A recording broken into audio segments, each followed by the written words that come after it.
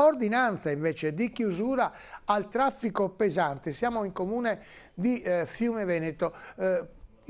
Questa ordinanza di chiusura al traffico pesante riguarda la strada provinciale 21, siamo in località Rivatte e l'annuncio lo dà proprio il sindaco di Fiume Veneto Jessica Canton. Questa settimana firmerà l'ordinanza di chiusura al traffico dei mezzi pesanti su via San Vito, alle Rivatte di Bannia. I lavori di ampliamento di quel tratto di strada hanno interessato la soprintendenza oramai da parecchio tempo per 3 ponti che insistono su quel tratto. Avevamo individuato un percorso comune, una soluzione comune per risolvere il problema.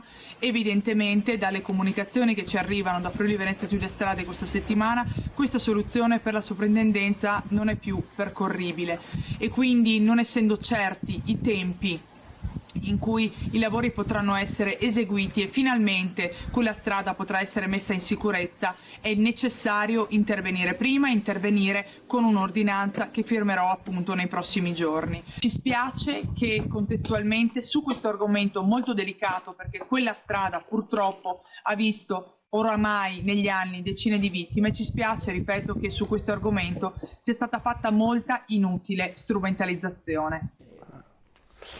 E allora si chiude